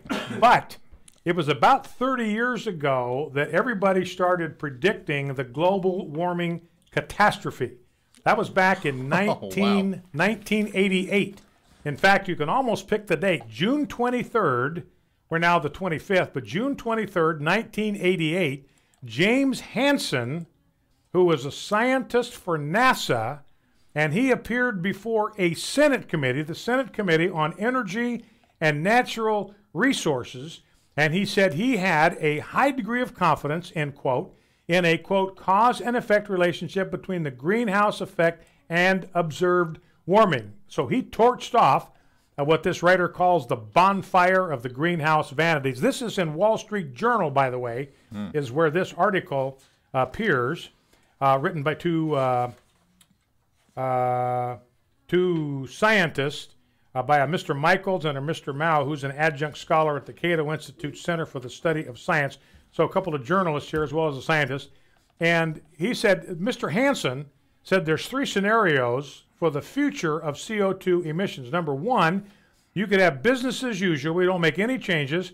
And he said the Earth would warm by 1 degree Celsius by 2018 in 30 years. That was the catastrophic prediction in 1988. 1 degree Celsius warming would be fine. It'd be good for everybody, but it did not happen. Scenario B said emissions lower, rising at the same rate today as in 1988. He said this was most plausible and it would lead to 0.7 degrees of warming by this year. Final projection, scenario C, which he deemed highly unlikely, constant emissions, CO2 emissions, beginning in 2000, temperatures would rise a few tenths of a degree before flatlining after 2000. We've had 30 years of data now have been collected since Mr. Hansen said what he said, enough to determine which of these views was closest to reality. It is scenario C. Global surface temperature has not increased significantly since 2000. That right there, ladies and gentlemen, you can star that if you're keeping score at home. This is the Fisher factoid of the day. Wall Street Journal, 30 years of research. Global surface temperature has not increased significantly since 2000. Fisher factoid of the day, global surface temperature has not increased significantly since 2000. So it's as if we capped CO2 emissions 18 years ago that were responsible, according to the models, for global warming, but we didn't cap CO2 emissions. They've continued to go up. Now, the models devised by the United Nations Intergovernmental Panel on Climate Change have even been worse. They predicted twice as much warming as we have observed since global satellite temperature monitoring began about 40 years ago, back in about 1979. Now, Mr. Hansen in 2007 doubled down. He said that most of Greenland's ice was going to melt, that sea levels were going to rise 23 feet over the course of 100 years, but subsequent research published in Nature magazine on the history of Greenland's ice cap demonstrated this to be impossible. So you don't have to worry about Greenland's ice melting, sea levels rising by 23 feet. Much of Greenland's surface melts every summer. Nature study found only modest ice loss after 6,000 years of much warmer temperatures than human activity could ever sustain. So don't worry about the ice melting. Melts every summer, refreezes in the fall. Don't worry about it. Now, what about the predictions about hurricanes? Have they gotten stronger? No. Hurricanes have not gotten stronger. Satellite data from 1970 shows no evidence of stronger hurricanes. What about storms and causing increasing damage? Nope. Data from the National Oceanic and Atmospheric Administration shows no such increase in damage. What about stronger tornadoes? The opposite is probably true. NOAA offers some evidence of a decline. The list of what didn't happen is long and tedious. In other words, the list of what didn't happen of the catastrophic predictions is so long it would just bore you to death to read about all the predictions that did not come true. And so the writers asked this question in conclusion. These corrected climate predictions raise a crucial question. Why should people worldwide pay drastic costs to cut emissions when the global temperature is acting as if those cuts have already been made? And I think that is just an absolutely fantastic idea. He says this, they say this in closing, that would be a lukewarm policy consistent with a lukewarming planet. All right, so... and apparently people on Facebook Live didn't like my advice. Steve said, no, don't slow down, Brian. You're on a roll. We'll send you guys oxygen tanks. Okay. so he wants you to keep going. All right, good enough. So they're going to we'll wind up getting some scuba gear in here. So I'll be talking through the mask and all that kind of stuff. So anyway, I completely lost my place. Yeah, you're welcome. If you, yeah, thank you, Jeff. If you want to call in, the number is 888-589-8840, 888-589-8840, 888-589-8840. While we are on the topic of immigration, I'll get to your phone calls here in a quick second. This is John Heileman, clip number 2. Now, this is kind of interesting what he reveals in this. Now, remember, this guy fancies himself as a journalist. He's a journalist. He's just an observer. He's not a partisan hack. He's just observing what's happened. He's just writing about what's happening. He's just reporting on what's happening. Listen to the mask slip in this soundbite. You can't inflict this kind of policy on Americans and not pay a political price. We have a great chance to inflict one on him and his party in November. I mean the Democratic Party does. I'm not part of the Democratic Party, but people who object to this policy, which I think is a lot of people. So this guy accidentally reveals that he includes himself as a member of the Democratic Party. We have a great chance to inflict a political price on Trump. I mean the Democratic Party. Then he realizes what he just said. Oops. So he tries to back completely away. I'm not part of the Democratic Party. Who are you trying to fool, John Heileman? And so he's admitting basically that the talking snake media is nothing more than the propaganda arm of the DNC. Nothing more than the propaganda arm of the DNC. One more soundbite. This is an angel mom that Donald Trump, clip number 3, introduced at a press conference where he was meeting with angel moms, because what Donald Trump is saying, and he's right, what's being overlooked in all of this furor about immigration is the number of families, number of parents who have been permanently, forever separated from their children by dying at the hands of illegal alien criminals. And this angel mom, Sabine Durden, says something fascinating in this soundbite. They gave him probation after his second DUI. 5 weeks later, he killed my child.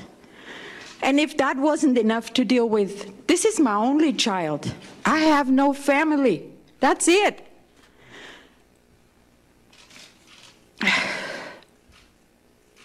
This could happen to each one of you at any given second. You hug your child, you send them off, no matter what age they are. And then you get that ugly phone call that will forever change your life. And thank God, our president and vice president, Voice, my family of Aviac, they rallied behind us. They were the only ones and gave us a little light. I was going to end my life. I had no purpose. But President Trump coming down that escalator that day and talking about illegal immigration stopped me in my track. All right, so she basically credits Donald Trump with saving her life. I was ready to take my life, and then Donald Trump entered the race, came down the escalator at Trump Tower, said he was going to do something about illegal immigration, and that stopped me from committing suicide right in my tracks. Let's grab a quick call from Chris, Huntsville, Texas. Chris, welcome. What's on your mind? Talk to me. I have a comment question for you. All right, hit me. I almost look at immigration, or illegal immigration, almost as like an invading army. And one of the ways you deal with an invading army is to cut their supply lines. I don't really understand, so if you commit a crime and I'm associated with you, I'm just as guilty. So a lot of times in the Houston area, and I'm sure this is all throughout the nation, you will see workers or construction workers picking up a lot of Hispanics and stuff. How come we don't have laws on the books when they're caught? These workers, the employers, are not doing like 10 years or more in a federal penitentiary and paying buku amounts of money back, in fines. Yeah. Well, and Chris, you're exactly right. That and what the Republicans, I don't know if the bill that's under consideration, things are changing. So they change every day, every half a day in D.C., but Robert Goodlatte wrote a very good immigration bill that would require every employer in America to use E-Verify to make sure that before he hires somebody, that he knows he can verify with the federal government that individual has the right to work in the United States of America. This could be monitored, and then employers that violate that law, they could be prosecuted as well. That's what you're talking about, Chris. It's on the law. It's on the books. E-Verifies in business. It's a database. I mean, I wouldn't say it's infallible, but it's a database where you can check somebody. You can check the Social Security number they give you to find out if this person is eligible to have a job in the United States. And again, we not only must deport those that are here illegally, we also must punish the employers, because what they're doing is they are cheating their competitors, because they're getting away with paying a lower wages than they are legally entitled to pay. Their competitors playing by the rules. It's simply not fair. They should be punished. Focal Point American Family Radio, back with more. Stay with us.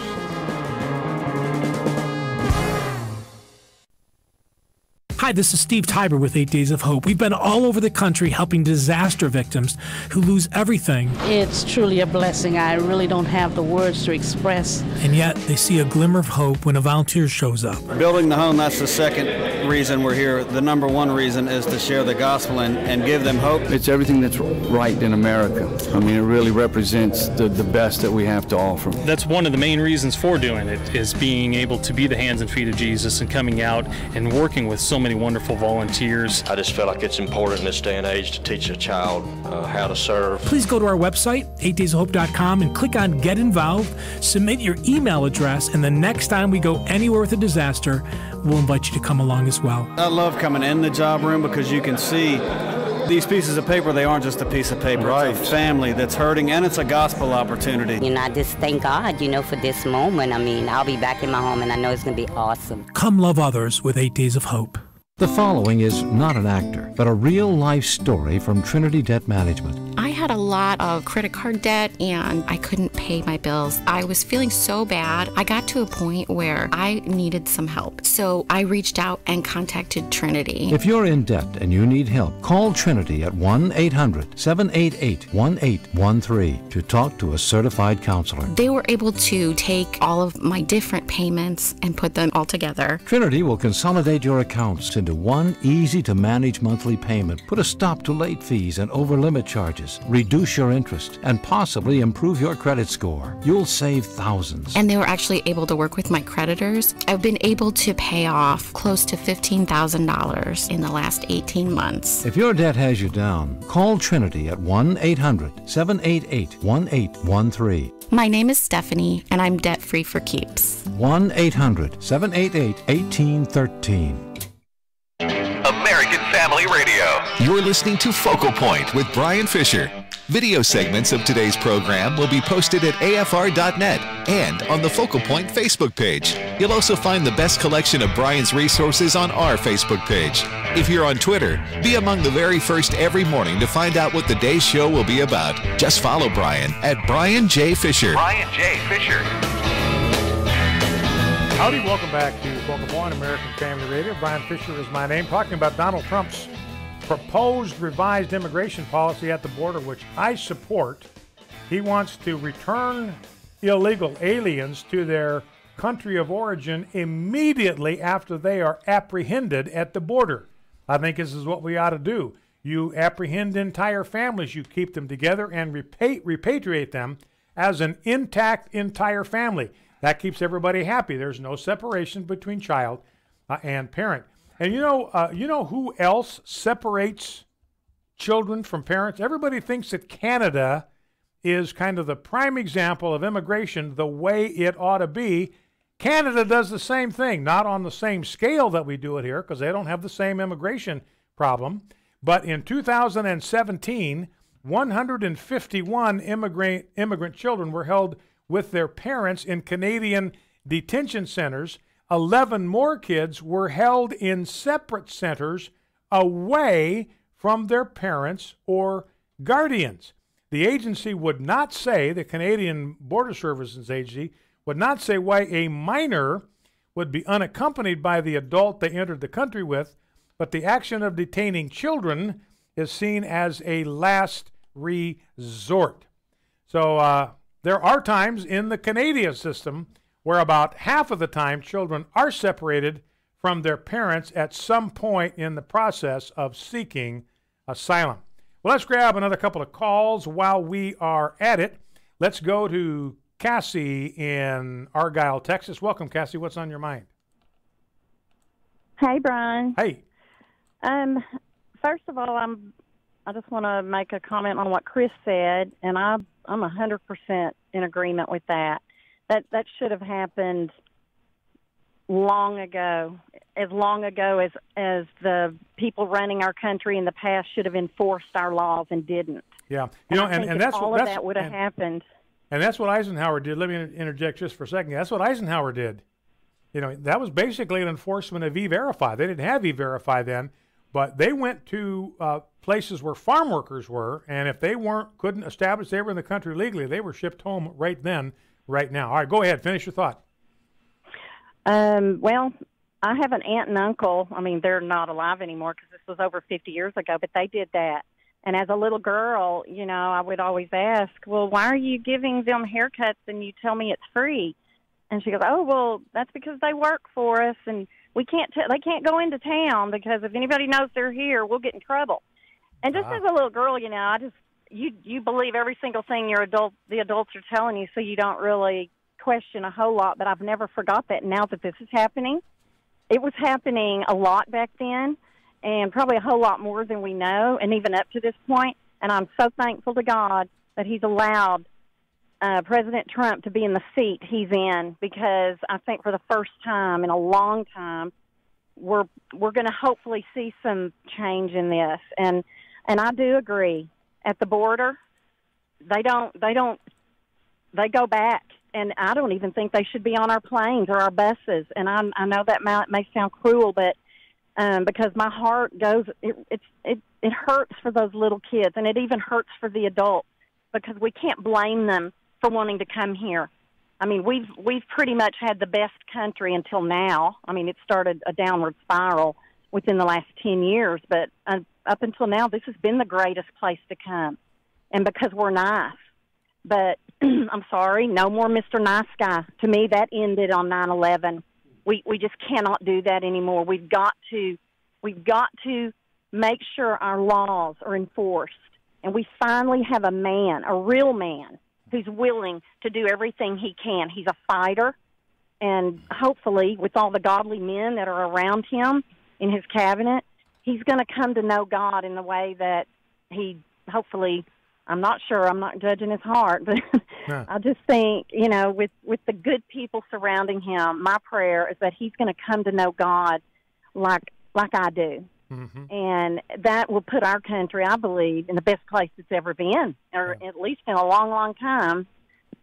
All right, well, listen, I appreciate that, and we do want to, as Donald Trump said, we do want to make America great again. We want America to be what it was. You know who's living the 50s dream right now? It's all the elites. They live in communities that are quiet, communities that are peaceful, communities where they don't have to worry about crime, they don't have to worry about rape. So they live in the kind of communities, and that's what we want to create. We want to recreate that everywhere in America. And they get to enjoy it, but they don't want to let us have the opportunity to enjoy the same kind of thing. Let's grab a call. Speaking of separating children, let's go to Jay Johnson, clip 4, Rob, if we can. This is Jay Johnson, Department of Homeland Security Chief under Barack Obama, and he talks openly about the fact that they separated children from parents, and they had to do it. It was necessary, that kind of stuff. Here it is, Jay Johnson. You started jailing entire families. In some cases, not a lot, but in some, you separated children from their parents. And these pictures that we're putting up from 2014 show pictures of unaccompanied minors in effect, jail situations. As you look back on that, did you handle it so well?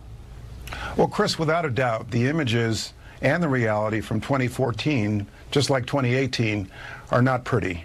And so we expanded family detention. We had then 34,000 beds for family detention, only 95 of 34,000 equipped to deal with families. So we expanded it. I freely admit it was controversial. We believed it was necessary at the time. I still believe it is necessary to maintain a certain capability for families. We can't have catch and release. And in my 3 years, we deported or repatriated or returned over 1 million people. Okay, so Jay Johnson, we repatriated, deported over 1 million people. We believed it was necessary to separate children from parents. we believed it was also necessary to expand the capacity to have capability for keeping families together, which we did not have at the time. We do not have that capacity right now. And by the way, one of the real problems is a court ruling, Ninth Circuit Court of Opinion, saying you can't keep a child detained for more than 20 days. The same judge that issued that initial ruling said you can't keep families detained for more than 20 days. You got to process them in 20 days, or you got to release them into the interior of the United States. That's what's caused this problem to begin with. Until we get rid of that 20-day thing that gumming everything up, it's a court ruling, it's not a law. Till we get rid of that thing, we're going to be stuck on stupid. Focal Point American Family Radio will be back with more of your calls. Stay with us. 5 more minutes. Oh, I'm sorry. My bad. I'm so busy looking at the second hand to try to keep from... It's a lack of oxygen in the studio. It really is. Getting to my brain now. Actually, it's the rush of the oxygen because we got power back, so it's the rush of the oxygen back in. Well, the timing has been off between our studio clock and the clock that the network's running on. So that's why I've been getting cutting off in the middle of things, because I've been going long, because there was about a 3-second differential. So all I'm doing is focusing on the second hand of the clock. For completely ignored the minute hand, which said I got 5 minutes to go. It was a good place to take a break. We just didn't have one. Hey, you totally freaked your board op out. I want you to know that. I'm going, what? I'm looking at the clock. It says a bunch of zeros. And where's the spots on the break? Where are they? What's going on? Honestly, I think that's the first time that's happened in almost 10 years you've been on the air. So those of you that are listening that got a chance to hear that, mark it on the calendar. It's going to be another 10 years before it happens again. Now, this is actually the second time. I remember one time I misread a signal from you, and it was like the end of the hour. I closed up. I did the end of the hour close like at 1:57. We still had 3 minutes to go. And we sit there. There's nothing happening. And Jeff's get this big wide-eyed look, and I'm looking at him, and he's looking at me, and I was sending you the signal to steal second base, and you thought it was the end of the second. I thought I was supposed to steal home. So. And somebody said, "Who's on first?" So anyway, this is the second time in coming up on 9 years. Let's take a phone call. Why not? Let's go to Mary in Jacksonville. I think, Mary, you want to go back and talk a little bit about Sarah Sanders. Knock yourself out. Yes, good afternoon, everybody. Howdy. I don't understand the inactivity of the Secret Service and the FBI with regards to the attacks on the president and his family, Sarah Sanders, and our AG Pam Bondi. It just baffles me. Yeah. They need to get a move on. Yeah. Well, I think, Mary, part of the problem is I doubt that Sarah Sanders gets Secret Service protection. I doubt that she does. Maybe she has some kind of security. I'm willing to bet that she does not, because it's never been necessary before. That's what's so dangerous. Now, Pam Bondi is the Attorney General of Florida. So whatever Florida does for its officials, but I doubt that she would have armed protection going to a movie with her family. That's a place where we've never thought we needed to protect our elected officials before. But you are right, Mary. We're past the point now where we can take anything for granted. I think it's incumbent upon every elected official now to carry concealed. You have to have a weapon on your person to protect you and to protect your family. Anywhere you are in public, if you are a public figure with the kind of dynamic we have in our culture right now, you'd better be carrying concealed everywhere you go, because you can't count on having armed protection everywhere you go. All right, Mary, I appreciate the question, and it's a good question. We need to make sure we've got better security around our public officials. Terry, Wichita, Kansas, I think you want to talk about Sarah as well. Go ahead and hit me. I may have to hold you over for the next segment, but go ahead and get started. Okay, well, my comment is if we're having some of the Republicans being harassed for their views, I know that this is a Christian radio station, but even the civil rights movement brought out the thing that we have a right to our rights too, and I think we ought to stand up for our rights. And if they can harass us, we ought to be able to stand up and say, then you need to be put under judgment by a judge, or have something done to you like you've done to these Yeah. Well, and Terry, I'll tell you, the good news is more of that's happening. See, that's what Jack Phillips did at Masterpiece Cake Shop. You know, he had two homosexuals come into his bake shop, wanted a wedding cake. Gay marriage wasn't even legal in Colorado when he did that. And Jack Phillips said, look, I'm not going to take this lying down. You know, I have constitutional rights just like you claim you do. I'm going to press those. I'm going to take you to court. Went all the way to the Supreme Court. The Supreme Court found for Jack Phillips, the Christian guy. You know, and finally we're starting to see some of this turnaround, Terry, where the Supreme Court took the side of the Christian whose rights had been violated and start to establish a little bit of parity, maybe for the first time. Good call, Terry. I appreciate it, and I think some good things are happening along that line. We'll be right back with the last segment, Focal Point American Family Radio. Stay with us. Hey, sweet family, this is Lauren from Living Life with Lauren, and it's my heart's desire to be salt and light, just as Jesus instructed his followers to be. I want us to help one another along the way as we face challenges of this life, but going through it together sure does make the road easier, doesn't it? I want to thank you for listening, downloading our podcast, and connecting with me on Facebook at Living Life with Lauren. This is your invitation to join me Saturday evenings at 8 Central Time for laughter and tears right here on American Family Radio. Who is God? What is He like? How can we know? Your answer to these questions will impact your worship, discipleship, apologetics, and evangelism. Learn from Ravi Zacharias, Josh McDowell, Chip Ingram, and more than 60 other speakers at Southern Evangelical Seminary's 25th Annual National Conference on Christian Apologetics. It's October 12th and 13th in Charlotte, North Carolina. Get the early bird discount when you register by August 1st at ses.edu. Why does AFA keep harping on the dangers of the Netflix show 13 Reasons Why? It's because we've looked into the eyes of the mother of a teen suicide victim. Patrice Bright was mom to a normal, happy 14-year-old cheerleader dealing with the challenges any teenager faces. But her outlook on life was apparently darkened after she binge-watched season 1 of 13 Reasons Why. Anna Bright chose to deal with her temporary teen problems with the permanent act of suicide. Several other teens and young adults have made the same choice after watching this show, which glorifies suicide. The American Family Association and others have pointed out the dangers of the program to Netflix. But, apparently motivated by money, Netflix has just released Season 2.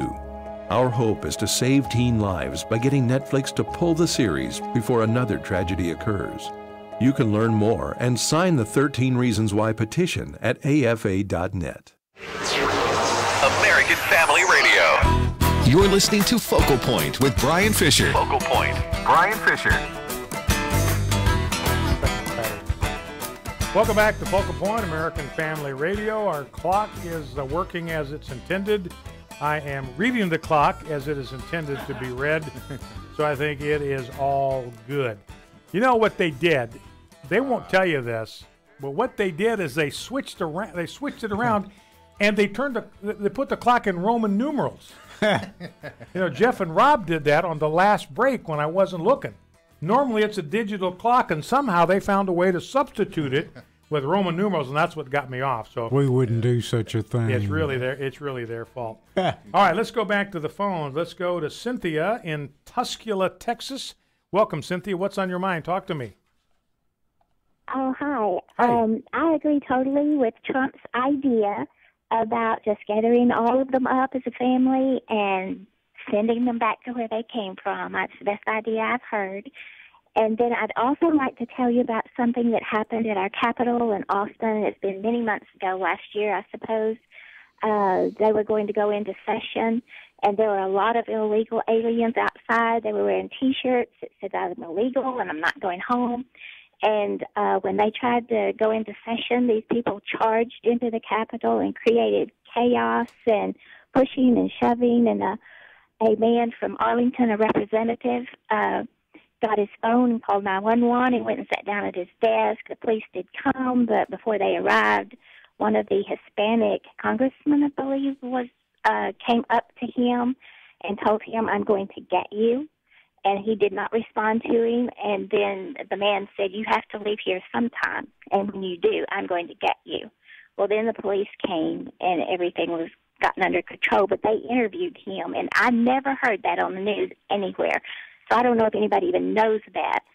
But that's just an example of people that thumb their nose at the law. And if we don't have law, then we have chaos. Yeah. And I think that's a good example. All right, Cynthia, listen, I appreciate that.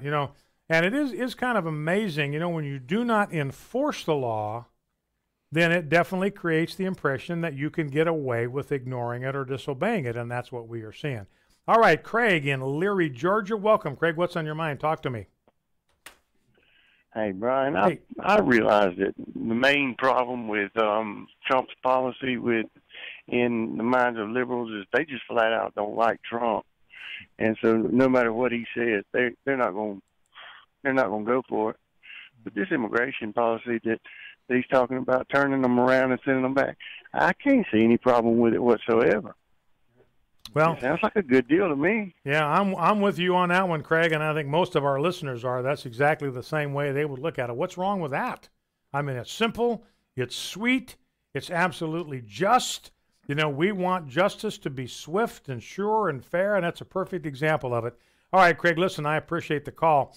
I've got some sound bites. Those of you that are still hang on, I'll try to get to you here. But I want to play some sound bites from I forget his first name now, James Lankford, congressman from Oklahoma, talking with Chuck Todd about the problem on the border. And the first question Chuck Todd asks is, do we know where their children are? Remember, this is the thing that they're saying. Donald Trump lost 1,500 children, so Chuck Todd's trying to bring that up. Here's what Lankford says. We know where every single child is. This is an issue that's gone out there somewhat in some of the other media that's not been responsible for this, with the assumption that the administration's lost track of that. So let me clarify a couple of things. These are career professionals that work with HHS and that work with DHS and Customs and Border Patrol and ICE. These are not political appointees. These are career folks that know where every child is to be able to connect them to their parent or the relative that came. Many of these children that came, we don't know if they're with a parent or not. And so trying to be able to make sure that we're connecting the dots on this. As you know, about of the 12,000 or so children that are out there total, 10,000 of those are unaccompanied minors that came with no parent at all. And then you've got another 2,000 that are out there that came with a family member of some type. They're all in HHS custody, and they're trying to be able to reconnect them now. But HHS often puts them in foster care across several states because they can't handle the load on the southern border. All right, so again, remember, of the 12,000 children that are being detained right now, 10,000 came across with no adult. 83% are coming across the border accompanied by no adult whatsoever. No parent even for them to be separated from. All right, clip number 6. This is James Lankford talking about the Flores settlement, that judgment from the Ninth Circuit Court of Appeals, 1997.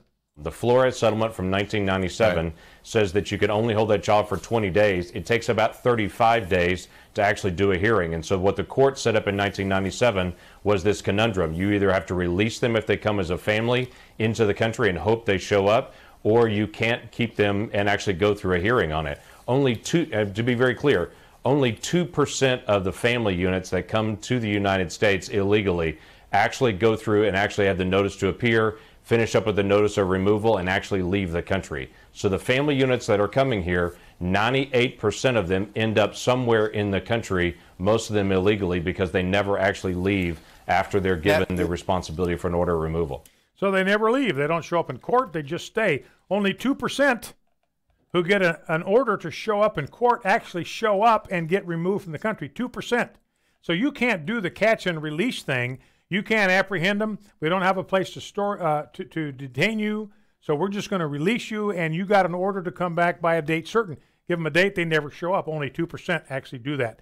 All right, clip number 7. This is James Lankford on the options available to deal with that Flores restriction, only keep them for 20 days. Let me give you 3 different options. One is to just say we don't fund it, to be able to do a pushback to the court to say we don't give the executive branch the ability to be able to operate this. we want to go back to the court and be able to resolve it. The next tier of it is to be able to change the dates on it, to say it's not 20 days, it's maybe 60 days where we can keep families together. That gives enough time to be able to actually get through a hearing, and so we keep families together the entire time to be able to do that. We've got to add additional judges, which we've asked for 225 additional judges across the country to be added for immigration. But ultimately, we've got to deal with Florida as a whole. The lowest level, what I'm trying to find is what's the lowest common denominator that's defunding it so we can actually make sure we function together. The best thing that we can do is actually try to reform it, and so that we actually keep families together, keep them there long enough that we can actually get through a proper hearing.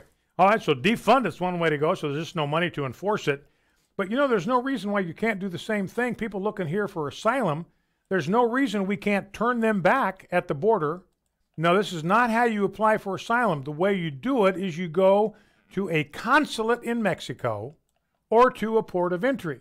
So we're going to send you back into Mexico. You got to go to a consulate in Mexico, or you got to go to a port of entry. That's the way you do it. You can't just sneak across the border and expect even to be able to apply for asylum. We'll let you apply for asylum, but you got to go to a consulate in Mexico or to a port of entry. In other words, the right way. Yeah, in other words, just follow the law. Yeah. Plenty of opportunities. You got 9, 10 places in Mexico where you can start the application for asylum. And then the last soundbite from James Lankford is, you know, the theme out there is everybody's coming for asylum, and they get taught, they have a line to memorize. You just tell them you're here to seek asylum, and they're automatically going to give you a hearing, going to take care of your kids, et cetera, et cetera, et cetera. But James Lankford says most of them are not coming here for asylum. Clip 8. Every day, DHS stops or interdicts 10 people that are on the terror watch list trying to come into the country.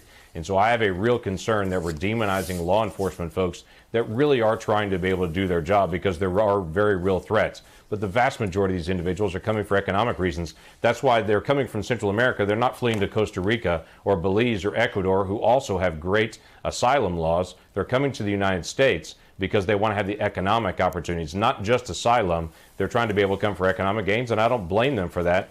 I don't blame them for wanting to come to the United States. Everybody wants to live here, but you do it legally. You do it the right way. So Lankford's saying, look, these people that say they're coming from asylum, they're really not. They're coming here for economic reasons, and we have no obligation to grant them entry if that's the reason. All right, let's grab some phone calls.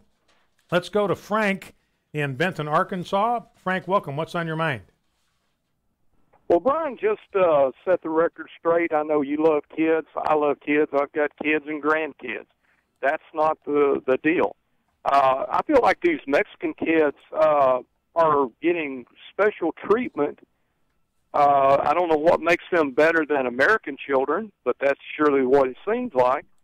In America, if a mom and dad are arrested for doing whatever, drugs or whatever, they break the law, DHS removes the American kids from that family and puts them into custody, into child care custody. Yeah, and you put the parents behind bars. Yes. Yeah. I mean, you don't send the kids to prison with mom and dad. Yeah, that's the rule. We're just not going to put kids in criminal detention facilities. And like you say, what they're doing here on the border, and you're exactly right, is they're giving privileges to illegal alien families that we don't even give to our own families, and that is keep families together while the parents are being prosecuted for a crime. We do not do it, and it's not just Mexican kids. It's any illegal aliens. I mean, they come from India, they come from wherever, they come from Central America. Same deal. I think you got a good point there, Frank. It ought to be the same for everybody. That's equality before the law. Let's grab a call from Wayne up in God's country, Great Falls, Montana. You're almost there, Wayne. You slide over the border into Idaho, and that would be the real place to be. Anyway, Wayne, what's on your mind? Talk to me. Hi, Brian. I have a question concerning the actions by Maxine Waters and this group that was harassing Kirsten Nielsen last week, and now Pam Bondi. The actions by Maxine Waters, isn't that considered inciting a riot and disorder, and she's provoking disorderly conduct? And the same thing for this group that went into that restaurant. They're not patrons. Kirsten Nielsen is dining. They go in there. They're in there harassing her. They're following her to her house, and now this people are getting in Pam Bondi's face. Where is the protection under law for these people? Yeah. Well, that's a very good point, because that's either disorderly conduct in the restaurant where they surround Kirsten Nielsen, or that's breaching the peace. Either way, that is illegal. What they did to Pam Bondi, that's breaching the peace, or that's disorderly conduct, one way or another. Thanks, Wayne. Great call. That's it for today. We'll be back here tomorrow. Don't forget, we are fighting a winnable war. See you tomorrow. The views and opinions expressed in this broadcast may not necessarily reflect those of the American Family Association or American Family Radio. Faith, family, freedom. American Family Radio. Vice President Mike Pence called the Values Voter Summit the greatest gathering of conservative, pro-family Americans in the nation. The Values Voter Summit in Washington, D.C. is September 21st through the 23rd. Sponsored in part